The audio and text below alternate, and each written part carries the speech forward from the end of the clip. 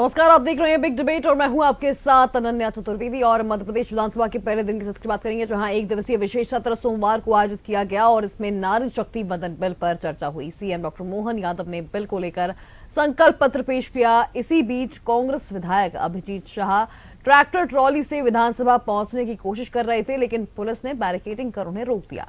मुख्यमंत्री डॉक्टर मोहन यादव ने कांग्रेस पर महिलाओं के साथ अन्याय करने का आरोप लगाते हुए कहा कि सरकार महिलाओं को उनका अधिकार दिलाने के लिए प्रतिबद्ध है। वहीं कांग्रेस की मांग है कि लोकसभा की मौजूदा सीटों में 33% आरक्षण लागू किया जाए। आज चर्चा इसी मुद्दे पर हमारे साथ कुछ मेहमान जुड़ चुके हैं, उनसे आपको परिचय करा देते हैं। हमारे साथ डॉक्टर दिव्या गुप्ता जुड़ चुकी है, बीजेपी प्रवक्ता, डॉक्टर राजेश जौहरी वरिष्ठ पत्रकार और आनंद जैन कांग्रेस नेता हमारे साथ जुड़ चुके हैं। आप तीनों का ही बहुत स्वागत है।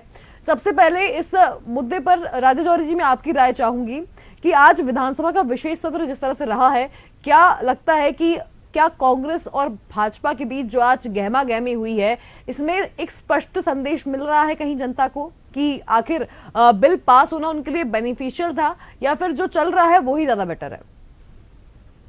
इसमें अनन्या हमको ये देखना पड़ेगा कि 2023 में जो बिल पास हुआ था उसमें उस समय उसमें क्या क्या शर्तें थी। तो देखिए, उसमें एक बहुत क्लियर था कि जो ये नारी शक्ति बंधन अधिनियम जो 128वां अमेंडमेंट था संविधान का, जो सितंबर 2023 में पास हुआ था, तो एक चीज बहुत इंपॉर्टेंट थी कि उसका इम्प्लीमेंटेशन इससे लिंक्ड था कि सेंसस 2026 का सेंसस हो जाए और डिलिमिटेशन वाला जो सेंसस डिलिमिटेशन है, यानी कि जो परिसीमन है वो हो जाए।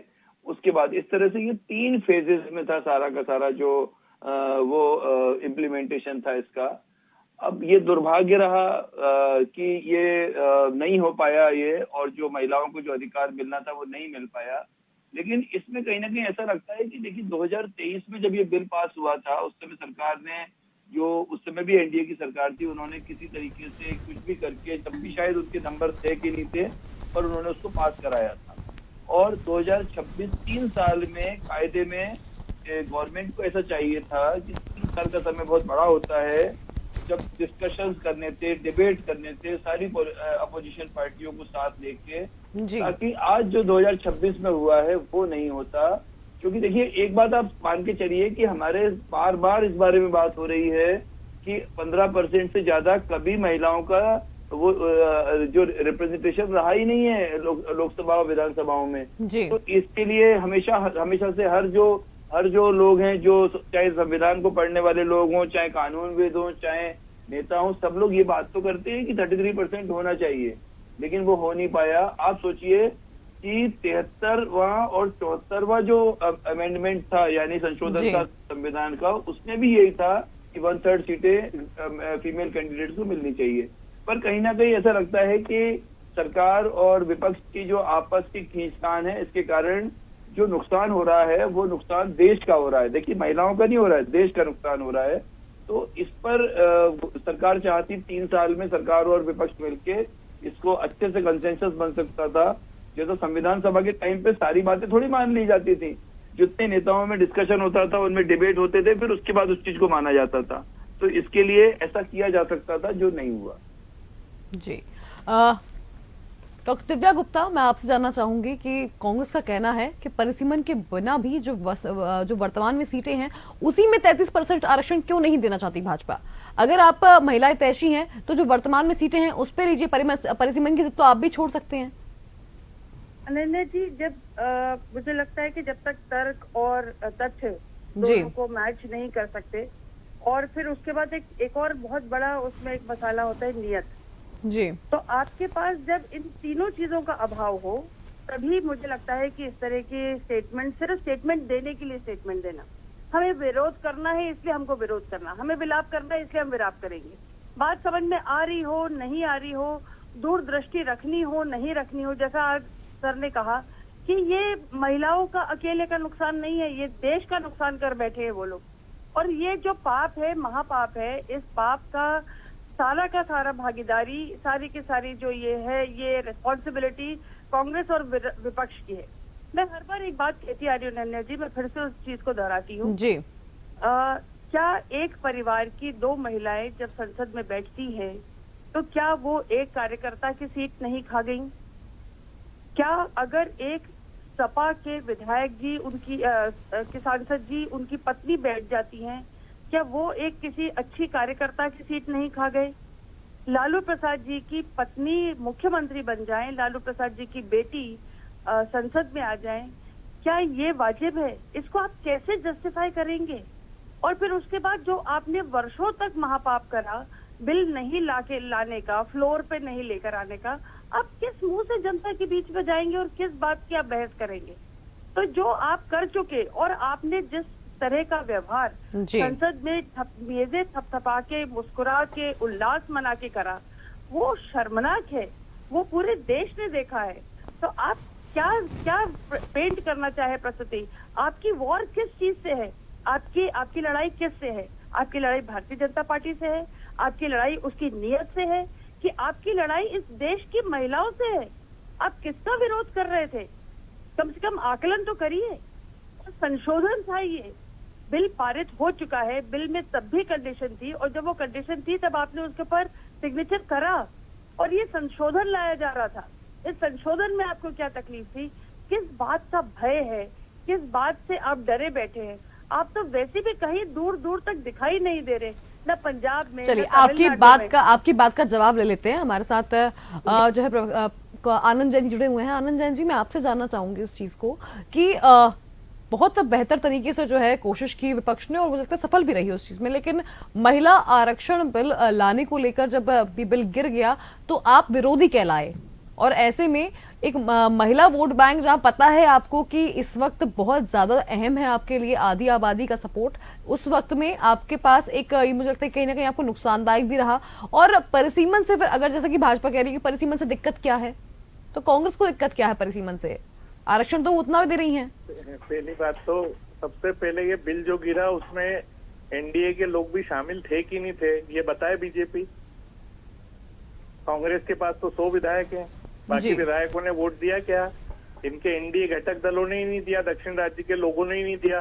तो ये बिल में कांग्रेस और विपक्ष कहाँ आ गया? इसमें तो सत्ता पक्ष लोगों ने भी सहभागिता करी, मतलब वो भी, उनको भी आपने कॉन्फिडेंस में नहीं लिया। दूसरी बात, कांग्रेस ये बिल ऑलरेडी पास कर चुकी थी राज्यसभा में, यही बीजेपी ने महिला का आरक्षण बिल को गिराया था। उसके बाद 2023 में पूरे विपक्ष ने एक साथ इनको समर्थन दिया था 7 के लिए, महिला आरक्षण बिल के लिए। फिर इन्होंने 2026 तक उसको क्यों टांग के रखा? तो नियत तो बीजेपी की खराब है। फिर जो अभी ट्रेड डील हुई, उसके बाद जो युद्ध के कारण महंगाई चरम पे है, तो ये सब मुद्दों को बदलने के लिए बीजेपी ने ये नोटंकी करी है, क्योंकि उनको मालूम था कि ये बिल पास नहीं होगा। जब उनके एनडीए के घटक ही उनके साथ नहीं है, तो बाकी विपक्ष पर तो आरोप करने का कोई सवाल ही नहीं उठता। और पहली बार ऐसा हुआ कि सत्ता पक्ष अपनी सरकार के खिलाफ ही आंदोलन कर रहा है सड़कों पे, और विपक्ष को दोष दे रहा है। अरे सत्ता में आप हैं, आपकी जवाबदारी है, आपको सोच समझ के सब काम करना था। तो 2023 के बिल को वैसे ही 2026 कर दिया, और 2029 तक आप ले जाने की बात कर रहे हैं। तो आपको ये सब मालूम था, तो आप देश के साथ और महिलाओं के साथ तो आप दुर्व्यवहार कर रहे हैं। क्या बोलना चाहिए उसके लिए कोई शब्द नहीं है मेरे पास, कि महिलाओं की बात करके, महिलाओं के आड़ लेके, महिलाओं के साथ ही धोखा कर रहे हैं आप। तो चलिए, आपकी बात का जवाब लेते हैं एक बार। दिव्या गुप्ता जी, वाकई आपके पास शब्द नहीं है, मैं बिल्कुल मान सकती हूँ, क्योंकि कई बार क्या होता है, निशब्दता जो हो जाती है वो इस बात को लेकर होती है कि आपके पास आर्ग्यूमेंट की कमी हो गई है। और आर्ग्यूमेंट की कमी तब होती है जब आपके पास आर्ग्यूमेंट होता है वो कुछ बात करने के लिए। तो इससे मैं बात मान सकती हूँ, और मुझे आपके साथ पूरी की पूरी सांत्वना भी है इस बात को लेकर। और है कि आप जिन बातों को लेकर अभी चर्चा कर रहे हैं या शायद बहस कर रहे हैं, वो अगर एक शब्द है जिसको कहते हैं हुज्जत। हुज्जत का अर्थ होता है अनावश्यक हम उस बात को लेके लपेटे में लिए जाएं। सर, क्लॉज था, क्लॉज के साथ बिल पारित हुआ था, और आपको अगर जानकारी है, सटीक जानकारी हो कि विरोध में कौन कौन बैठा हुआ था, कितने लोगों ने सदन में क्या वोटिंग करी थी, तो मुझे लगता है आपके पास पूरा आंकड़ा आ गया होगा। और भारतीय जनता पार्टी और भारतीय जनता पार्टी के घटक दल आपस में जब तक चर्चा नहीं कर लेते तब तक कहीं पे भी वो लोग काम नहीं करते। ये आधे अधूरे मन। लेकिन दिव्या गुप्ता जी, वो सवाल तो मुझे लगता है वाजिब है यहाँ पे कि एनडीए ने भी वोटिंग की थी, उसमें कहीं ना कहीं मतलब चर्चा का अभाव रहा क्या यहाँ पे? खलल नहीं है अनन्या जी, एनडीए के किसी भी घटक दल के साथ कहीं भी किसी ने कोई वादा खिलाफी नहीं हुई है। ये जो, मैं तो बल्कि और उल्टा बोलती हूँ, मैं ये आज आह्वान करती हूँ कि क्या संसद में सब महिलाएं जो विपक्ष में बैठी हुई थी, क्या उनकी अंतरात्मा नहीं थी? क्या उनकी अंतरात्मा ये गवाही दे रही थी कि हम किसी महिला के सपनों का गला घोटने में आज जो बिल पारित नहीं होने दे रहे? जी। क्या वो उस रात सो पाई होंगी कि हमने महिला और 10, 15, 20 महिलाओं को संसद में आने से रोक दिया? क्या कमाल करते हैं ये लोग। और उस दिन वाहवाही मना रहे, उस दिन खुशी मना रहे। अगर वो महिलाएं ही कहते हैं कि महिलाएं महिला का साथ दे देती तो कहां से कहां चली जाती? उन महिलाओं का क्या जिन महिलाओं का आपने गला घोट दिया? मैं तो उस विपक्ष की महिलाओं को मैं बोलती हूँ कि क्या आपको नींद आई होगी। मैं तो हैरान होती हूँ इस बात को लेकर। चलिए राजेश जौहरी जी, मैं आपसे इस बात को लेकर आ जाती हूँ कि जिस तरीके से विधानसभा सत्र में आज देखिए बहुत सारी चर्चा हुई। अभी कुछ देर पहले जो है मुख्यमंत्री ने अपना बयान दिया और उसमें उन्होंने ये कहा कि कांग्रेस को शर्म आनी चाहिए कि उसने जो है गिरगी की तरह जो है रंग बदलते हुए लगातार रंग बदलती है और ऐसे में महिलाओं के साथ भी धोखा कर रही है। लेकिन एक बड़ी बात ये है कि महिलाओं को 33% आरक्षण देना, चलिए मान लेते हैं कि एक बहुत गहरा गणित होता है जब भी कोई सीट का बंटवारा होता है या फिर सीटें देने की बात आती है, आरक्षण की बात आती है। लेकिन मुझे लगता है कि एक तो जाति में हम आरक्षण देते हैं, एक हम देते हैं आरक्षण की किस तरह के समीकरण बैठ रहे हैं उस तरह से जो है सीटें वहां बांटी जाएं। दूसरी ओर अब जब हम इक्वालिटी की बात करते हैं तो महिला पुरुष ही बढ़ जाते हैं, उसमें भी हमें अब आरक्षण चाहिए। महिलाओं के लिए जहां एक और एक अच्छी खबर थी कि 33% आरक्षण मिलने जा रहा था, वहीं दूसरी ओर एक खबर ये भी थी कि जो सीटें वर्तमान में हैं उन सीटों में नहीं बल्कि उनके लिए अलग से सीटें जो हैं परिसीमन के जरिए लाई जाएंगी। कितना सही कितना गलत, आप क्या मानते हैं? क्या ये बैलेंस ठीक था या फिर विपक्ष का जो सवाल है वो सही है? देखिए, परिसीमन और ये महिला आरक्षण दोनों को हमें अलग अलग देखना पड़ेगा। पहली बात, परिसीमन क्यों जरूरी है अनन्या जी, ये भी इम्पोर्टेंट है। आप सोचिए 1947 में हमारी पॉपुलेशन क्या थी, 1950 में जब संविधान अस्तित्व में आया था तब जनसंख्या क्या थी, आज उससे कितने गुना ज्यादा बढ़ गई है। दूसरी बात, एक इंदौर का जो लोकसभा में जो जीत दर्ज करता है आदमी, वो 5 लाख 6 लाख वोटों से जीतता है। इस बार का नहीं गिन रहे, इससे पिछली बार का। तो वो और कहीं कहीं पे पूरी लोकसभा में 5 लाख वोट होते हैं। तो ये डिस्पैरिटी, एक सांसद जो 5 लाख वोटों में से 2 लाख वोट जीत के आया है और एक जो 28 लाख वोटों में से 10-12 लाख वोट जीत के आया है, उन दोनों को बराबर, दोनों का वोट तो एक ही है, दोनों का लेवल तो एक ही है, लेकिन आप सोचिए कि अंतर दोनों में होगा कि नहीं होगा। इसलिए डिलिमिटेशन बहुत जरूरी चीज है और होनी ही चाहिए थी। अब एक हम छोटा सा उदाहरण लेते हैं कश्मीर का, जम्मू कश्मीर और लद्दाख क्षेत्र का लेते हैं। वहां पर देखिए, बात सवाल ये नहीं किस पार्टी को फायदा होना था किसको नहीं होना था, लेकिन पहले क्या हो रहा था कि अकेले कश्मीर की जरासी घाटी है, पूरा कंट्रोल उनका अकेले का था जी। और बाकी जम्मू और लद्दाख चाहे कितने ही बड़े एरिया हो, कितनी पॉपुलेशन हो, उनकी उतनी सीटें नहीं थी। अब कुछ फर्क पड़ा है, हालांकि फायदा फिर भी भाजपा को नहीं मिला, फायदा फिर भी उमर अब्दुल्ला ही जीता वहां पर। लेकिन सवाल ये है कि किसको फायदा होता है किसको नहीं होता है, ये इम्पोर्टेंट नहीं है। इम्पोर्टेंट ये है कि जो 47 में स्थितियां थी, जो 50 में थी, वो 2026 में नहीं है। तो हमको कहीं ना कहीं, अच्छा एक जो आदमी है, एक सांसद है, अब धार सांसद को ले लीजिए, रायसेन सांसद को ले लीजिए, इतने बड़े लोकसभा क्षेत्र हैं, और फिर वहां दमोह पन्ना को ले लीजिए, इतने बड़े लोकसभा क्षेत्र हैं कि वो सांसद वहां पहुंच ही नहीं पाता है। तो क्या मतलब निकला, वो सांसद को लोग दर्शन ही नहीं कर पाते, बस नाम रहता है, कहीं ना कहीं फोटो रहते हैं, बस वो भी बस स्टैंड बन जाते हैं आजकल, तो उसमें सांसद निधि से है, कोई टैंकर है तो उस पर फोटो रहता है। तो मुद्दा ये है कि डिलिमिटेशन भी उतनी ही जरूरी है जितनी जरूरी विमेंस। लेकिन मुझे लगता है कि इन दोनों चीजों को एक साथ जोड़कर कहीं ना कहीं मुझे लगता है ये कहीं ना कहीं एक बड़ा असमंजस का दौर था। नहीं अनन्या जी, इसमें समझना पड़ेगा जी कि इधर आज नहीं जोड़ा गया, ये 2023 में जोड़ा गया था। तो 128वें अमेंडमेंट में साफ लिखा है कि बट इस implementation was link to post 2026 census delimitation, यानी कि 10 साल का डिले तो उसमें था ही, लिखा ही था उसमें, जो 2023 में हुआ है उसको तो कायदे में उस दिन ये इसका विरोध ज्यादा होना चाहिए था, चाहे विपक्ष हो। अपन किसी का पक्ष नहीं लेना है यहाँ पर उसी दिन सारा विरोध करना था कि ये लाइन क्यों डाली गई है। वो लाइन के कारण ही आज ये वाली बात आई है यहाँ पर, और इस कारण से ये डिलिमिटेशन की एक्सरसाइज शुरू हुई।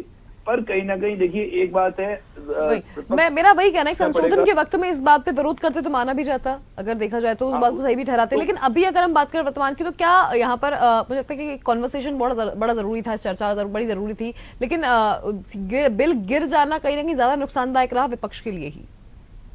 इसके लिए एक और बात है नन्या जी, ये जो बिल यहाँ गिरा है ना, आप अगर विदेशी अखबार पढ़ते होंगे ना, जी। तो हालांकि भारत को बहुत ज्यादा महत्व नहीं दिया जाता है विदेशों में, उनको वॉशिंगटन पोस्ट, न्यूयॉर्क टाइम्स और गार्जियन को बहुत ज्यादा फर्क नहीं पड़ता है इंडिया में क्या हो रहा है।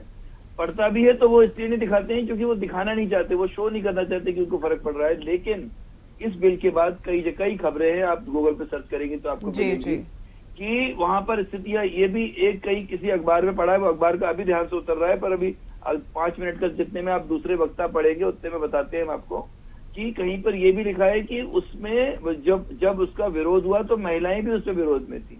तो ये चिंता की बात है ना। देखिए, चलिए, मुझे लगता है राजीव जी इस चीज को जो है आनंद जी से मैं एक बार पूछना चाहूंगी, जो सवाल दिव्या जी ने उठाया वही सवाल है, वही आपने भी कहा कि महिलाएं भी इस बिल के विरोध में थी, जबकि आप कह रहे थे आनंद जी की कांग्रेस जो है, विपक्ष जो है, वो बिल्कुल समर्थन में है महिलाओं के आरक्षण के, लेकिन फिर बिल गिरा दिया जाता है और सपोर्ट नहीं किया जाता, फिर बोलते सरकार कॉन्वर्सेशन नहीं करती। अब 2023 से अब तक भी अगर आप इस बिल पर अपनी सहमति नहीं बना पाए हैं, तो फिर महिलाओं की हित की बात करना छोड़ दीजिए, जब नहीं हो पाती है तो।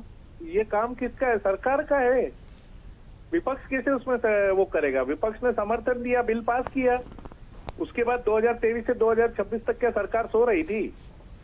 और एनडीए के घटक दल में जब इनके पास मेजोरिटी है तो इनसे ये प्रश्न पूछा जाए कि फिर आपके घटक के दल ही साथ में आपके नहीं वोट कर पाए, तभी तो ये बिल गिरा। तो आप सारा दोष विपक्ष को क्यों दे रहे हैं? इसका मतलब ये है कि आपकी सरकार में भी सेंध लगी है, आपकी सरकार में भी दक्षिण भारत के राज्यों ने आपको वोट नहीं किया है, वो भी आपके विचारों से सहमत नहीं है। तो जो पत्रकार महोदय ने किया कि 3 साल में कम से कम इस पे डिस्कशन तो होना था, ये चिंता में तो लाना था, ये डिस्कशन कराने का काम किसका है? सरकार का है। दिव्या गुप्ता तो जी, कौन करेगा? चर्चा क्यों नहीं हुई आखिर बिल पर? सब दोष आप विपक्ष पे दे देंगे और विपक्ष के खिलाफ ही आंदोलन करेंगे, तो इससे बड़ा दुर्भाग्य तो इस देश का हो ही नहीं सकता कि संविधान से तो आप ही मजाक कर रहे हैं कि जो आपको जवाबदारी थी आप विपक्ष को बोल रहे हैं कि विपक्ष ने ऐसा नहीं किया। तो बड़ा दुख की बात है। मैं जवाब देती हूँ। अनन्या जी, आप मुझे परमिट करें तो मैं जवाब जी देना बिल्कुल, चाहूंगी। अपनी बात रखिए। हाँ, बस मैं इतना कहना चाहूंगी जैन साहब, मैं सिर्फ छोटी सी बात का आपको सिर्फ जानकारी देना चाह रही थी। संविधान जो है वो संविधान की प्रतियां लेकर कौन जेब में घूम रहा था, जो खाली निकली, जिनमें कुछ नहीं था, वो आप पॉकेट में संविधान ले लेके घूम रहे थे, लेकिन उसका भी पर्दाफाश हुआ और किसने अपमान करा और क्यों अपमान करा, तब आपको अपमान नहीं लगा संविधान का जब आपने जेब में जो किताब निकाली उसमें खाली पन्ने थे। फिर दूसरी मजेदार बात एक और हो गई कि आप लोगों ने किसी भी संसद के सत्र को सुचारू रूप से नहीं चलने देने की ठानी हुई है। आपके नेता प्रतिपक्ष जब भी आते हैं तब अपनी मनमानी करके अपने शब्द अपना विषय अपने हिसाब से रखना, ऐसा उनका हट है। और ये जो बाल स्वरूप हट है जिसका कहीं कोई लॉजिक नजर नहीं आता है, जो संसद नहीं चलने देना होता है, जो संसद के महत्वपूर्ण विषय, महत्वपूर्ण समय का आप जो जाया कर देते हैं, उसका पाप भी तो आप ही के सर जाता है। तब आपको नहीं समझ में आता कि संसद का सत्र किस तरह से जाया हो रहा है। तब आप इतने महत्वपूर्ण विषयों पे जो चर्चा हो सकती थी वो चर्चा नहीं होने दे रहे। वो वहाँ पे जो शोर शराबा मचता है, क्या वो लज्जाजनक नहीं है? क्या वो सम्मानजनक है किसी भी नेता प्रतिपक्ष और इस तरह के पढ़े लिखे का संसद सदस्यों के लिए? तब आपको नहीं लज्जा आती कि आप किस तरह से समय का वेस्ट करते हैं? तो मुझे आपसे बहुत एक निवेदन करना है, जो विषय चर्चा के लिए थे, जो समय दिया गया था, उस समय पर आप अनावश्यक विषयों को लेकर आके आपने चर्चा करके सदन का समय, सदन का पैसा, सदन की एनर्जी सब कुछ वेस्ट करा और एक महत्वपूर्ण विषय पर चर्चा करने के बजाय। और उसके बाद विलाप। कम से कम थोड़ा सा आत्मचिंतन करिए जैन साहब। ये जो कांग्रेस जिस धरातल पर जा रही है वो अपने करतूतों के कारण जा रही है, किसी और कारण से नहीं जा रही। आप अगर विषयों को विषयांतर करते रहेंगे, विषय की गंभीरता नहीं समझेंगे, तभी ये बात समझ में आएगी। आप आनंद जैन जी क्या जवाब देंगे इस बात का? हेलो जी आनंद जी, अपनी बात रखिए। विषयांतर तो पूरा दिव्या जी कर रही हैं। बात आरक्षण बिल की हो रही है, 275 इनके पास फुल मेजोरिटी है, फिर इनका बिल क्यों गिरा, इसका कोई जवाब नहीं दिया। 2023 में पूरे विपक्ष ने पूरी ताकत के साथ इनको समर्थन दिया, तो 2026 कैसे कर दिया। ये पूरे मुद्दे को, पूरे देश को गुमराह करने की एक साजिश है बीजेपी की, और ये हर बिल में ऐसा ही करते हैं और इनको बैकफुट पे आना पड़ता है। पिछले कई ऐसे बड़े बिल रहे जो इनको बैकफुट पे आना पड़ा। ये बीजेपी के लिए एक दुर्भाग्यपूर्ण बात है, और विपक्ष ने पूरे देश को संविधान की रक्षा के लिए हमेशा विपक्ष में पूरी ताकत के साथ खड़े रहे थे, खड़े रहे हैं और खड़े रहेंगे। दिव्या गुप्ता जी अपनी बात रखिए, फिर मैं राजचौरी की बात चाहूंगी। सर मेरा अनन्या जी, मेरा निवेदन जैन साहब से सिर्फ इतना है कि क्योंकि वो संविधान और क्योंकि वो संसद पे बहस का विषय लेकर आए थे, इससे मैंने ये विषय का जवाब दिया है जी। अगर बात रहेगी कि हाँ ये बिल क्यों इस तरह से पास हुआ, संशोधन हम क्यों लेकर आए, क्यों इस संशोधन के लिए एक स्पेशल बात रखा गया, सेशन रखा गया, तो साहब बहुत सारे टेक्निकल इश्यूज हैं, बहुत सारे टेक्निकल पॉइंट्स हैं। किसी इंसान ने अगर उस चीज को एक्चुअली सचमुच पढ़ा होता तो पता होता कि उस समय परिसीमन का क्लॉज था, आपको 2026 में परिसीमन खत्म हो रहा था, उसका 50 साल पूरे हो रहे थे। हमको अगर पुराने सेंसस के हिसाब से अगर हम वापस लागू करते तो जो काले कपड़े पहन के आए हुए थे उनको, उनकी सीटें ऑलरेडी कम हो रही थी। ये बात उनको बाद में जाके समझ में आई कि सेंसस होना अभी इसलिए अनिवार्य था, तो सीटें उनकी बढ़ी रहती, कम न होती।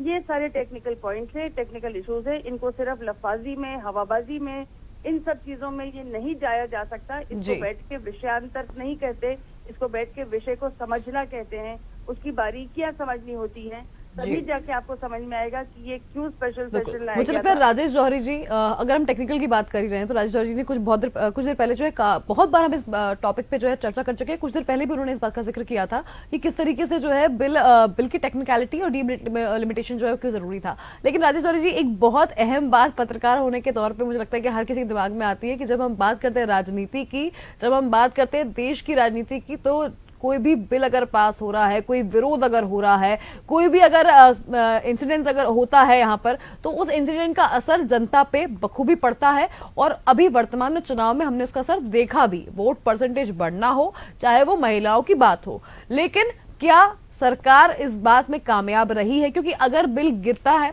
तो भी फायदा था इन्हें, और अगर नहीं गिरता तो भी फायदा था इन्हें। लेकिन विपक्ष के पास कोई भी क्या ऐसी तरकीब थी जहां पर ये अपना बचाव कर पाती? क्योंकि मुझे लगता है कि महिलाओं को साधने में वर्तमान की सरकार ने बहुत ही बखूबी अपना कदम बढ़ाया है आगे।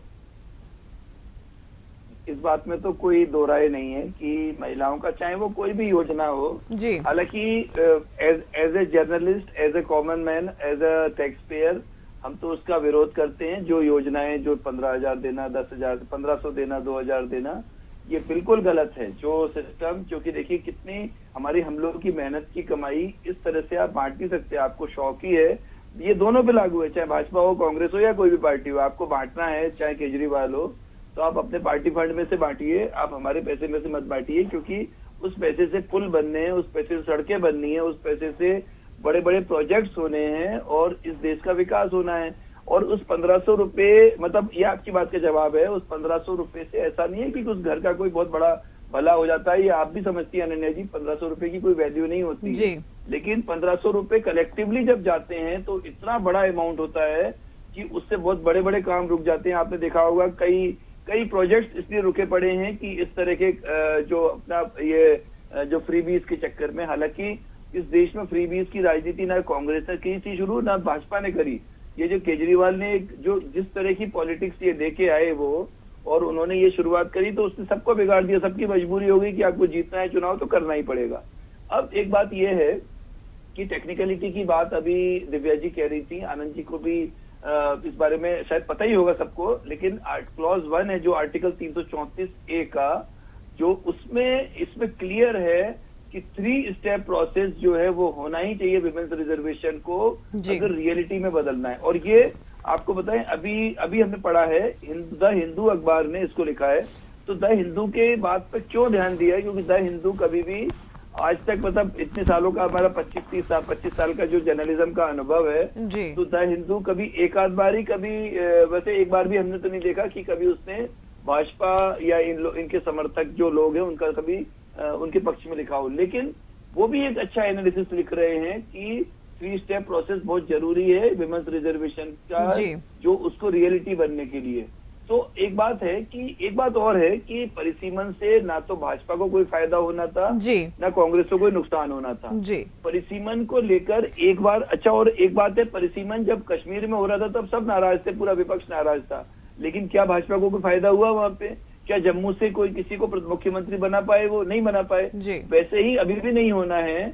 तो कायदे में तो एक निष्पक्ष अगर राय ली जाए तो उसमें कांग्रेस को भी परिसीमन में भी साथ देना चाहिए, क्योंकि बिल्कुल। देखिए आज जो है इतनी बड़ी पॉपुलेशन को चलाने के लिए जितने लोगों की जरूरत है, तो उसमें कुछ ना कुछ लोग बढ़ेंगे। और बात ये नहीं है, उसमें क्लियर लिखा है कि जो सीटें बढ़ाई जा रही हैं ये महिलाओं के लिए नहीं बढ़ाई जा रही हैं, उसी में से महिलाओं के लिए सीटें निकलेंगी, और वो तो सब लॉटरी बेस्ड रहेगा और रोटेशन सिस्टम रहेगा। बिल्कुल। उसमें ऐसा नहीं है कि आज जो है एक सीट, आज समझ लीजिए इंदौर की अगर 2 सीटें होती है तो इंदौर की 1 सीट पर महिला हो गई तो हमेशा महिला रहेगी। वो हमेशा रोटेशन होता रहेगा, और उस रोटेशन के लिए भी प्रोविजन है, 15 साल का वो एक पीरियड है कि रोटेशन का, कि वो लगातार रोटेशन होता रहेगा। तो इसलिए कोई किसी को चिंता नहीं करनी चाहिए, और खुले दिल से इस बिल का इसलिए साथ देना चाहिए। बात फिर से वही है कि एक तो पूरी दुनिया में हम लार्जेस्ट डेमोक्रेसी हैं, जी सबसे बड़े लोकतंत्र हैं इस दुनिया में, जी। तो हमको सबसे बड़ा, हमको एक आप सोचिए, and the largest population also, सबसे बड़ी पॉपुलेशन भी हमारी है। हाँ, दुनिया की सबसे बड़ी पॉपुलेशन हमारी है, सबसे बड़ी डेमोक्रेसी हमारी है। तो हमको सबसे बड़ा एक ये भी दिखाना पड़ेगा कि देखो भारत एक ऐसा देश है जिसने 33% रिजर्वेशन महिलाओं को दिया है। और हम क्यों सबसे आगे हैं? क्योंकि इंग्लैंड में बहुत बाद में महिलाओं को वोटिंग का अधिकार मिला है। बिल्कुल। तो इसलिए कहीं ना कहीं भारत को अगर जो हम आज बात करते हैं विश्व गुरु बनने की या लीड करने की, तो उसमें ये वाला लीडरशिप में मुझे लगता है कि ये बहुत जरूरी इंपॉर्टेंट है कि इस बिल को जो है सही से समझा भी जाए उस तरीके से। चलिए, फिलहाल तो मुझे लगता है कि इस मुद्दे पर जो है अभी फिलहाल आरोप प्रत्यारोप का दौर तो मुझे कुछ दिन चलेगा अभी फिलहाल। समय का अभाव है, इस चर्चा को यहीं विराम देना होगा। बहुत शुक्रिया राजेश जौहरी जी, आनंद जैन जी और दिव्या गुप्ता जी, बहुत मजबूती से आप सभी ने अपनी बात रखी। बहुत शुक्रिया आपका इस पैनल पर जुड़ने के लिए। तो बिल्कुल जाहिर सी बात है कि जिस तरीके से आज सदन में हमें गहमा गहमी देखने को मिली, तो वहीं लोकसभा में जिस तरह से ये बिल गिरा उसके बाद राजनीतिक गलियारों में अब धुआं तेज हो चुका है। क्योंकि देखिए, वर्तमान में अगर देखें तो चुनाव का माहौल था, दूसरी ओर महिलाओं को लेकर लगातार हो रही राजनीति के बाद इस बिल का गिरना कहीं ना कहीं विपक्ष और सत्ता पक्ष दोनों के लिए ही जो है बेनिफिशियल भी था, और साथ ही इसका डिसएडवांटेज भी था। लेकिन देखना ये होगा कि क्या आने वाले समय में जो 7 राज्यों में चुनाव है उसके ऊपर इसका किस तरह से असर पड़ता है, और साथ ही क्या कांग्रेस अपने पॉइंट को साबित कर पाएगी या फिर भाजपा अपने मत को जो है साफ कर पाएगी। क्योंकि विपक्ष और सत्ता पक्ष जो है दोनों ही यहाँ पर कहीं ना कहीं इस बिल को लेकर इसका फायदा लेने सोच रही हैं। लेकिन क्या ये डेमोक्रेसी के लिए बेहतर रिजल्ट लेके आ पाएगा? क्या ये लागू हो पाएगा? क्या आगे फिर से इसे वापस से लाने की कोशिश की जाएगी? ये कहीं ना कहीं देखने वाली बात होगी। फिलहाल इस बिग डिबेट में इतना ही। आप देखते रहिए DNI न्यूज। नमस्कार।